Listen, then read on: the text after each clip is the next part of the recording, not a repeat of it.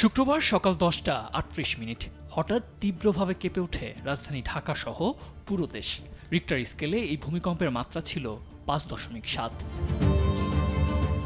বাংলাদেশের নিচে থাকা ইন্ডিয়ান ইউরেশিয়ান এবং বার্মা মাইক্রোপ্লেটের সংযোগস্থলে জমে থাকা শক্তি যে কোনো মুহূর্তে বড় ভূমিকম্পের জন্ম দিতে পারে। ভূমিকম্প গবেষক ডক্টর হুমায়ুন আখতার বলেন, বাংলাদেশের বার্মা মাইক্রোপ্লেটের বিশেষ করে সিলেট থেকে চট্টগ্রাম সাবডাকশন জোনে গত 800 থেকে 1000 বছরে বড় ধরনের ভূমিকম্প হয়নি। গবেষণা বলছে এই অঞ্চলে যে কোনো সময় হতে পারে 8.2 থেকে 9 মাত্রার ভূমিকম্প।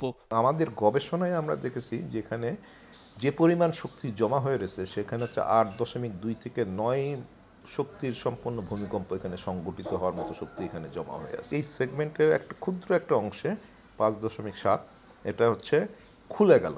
আমাদেরকে যে বার্তা দিচ্ছে যে নিকট ভবিষ্যতে বড় মাত্রার ভূমিকম্প আঘাত হানতে পারে। ঝুঁকি বিবেচনায় সমগ্র বাংলাদেশকে 3টি জোনে ভাগ করা হয়েছে।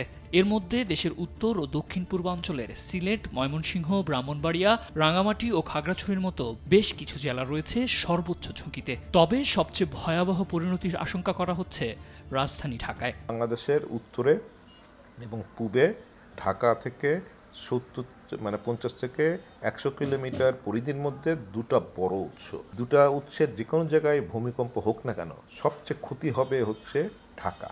বাংলাদেশ প্রকৌশল বিশ্ববিদ্যালয়ের সিভিল ইঞ্জিনিয়ারিং বিভাগের অধ্যাপক ডক্টর মেহেদী আহমেদ আনসারী জানান, ঢাকার প্রায় 40% ভবনই ঝুঁকিপূর্ণ। শুধু ঝুঁকিপূর্ণ ভবনই নয়, গ্যাস বিদ্যুতের অপরিকল্পিত লাইন, সরু রাস্তা এবং উদ্ধার কাজে প্রস্তুতির অভাব ঢাকাকে চরম বিপদের মুখে ঠেলে দিচ্ছে। আমাদের একটা এস্টিমেট হচ্ছে ঢাকাতে আসলে 40% বিল্ডিং হয়তো খারাপ পাওয়া যাবে। তার মানে ঢাকার টোটাল বিল্ডিং আছে 21 লাখ, তার মধ্যে ছাপড়া আছে 15 লাখ, 6 লাখ আছে পাকা দালান। 6 লাখে 40%, 2.5 লাখের মতো।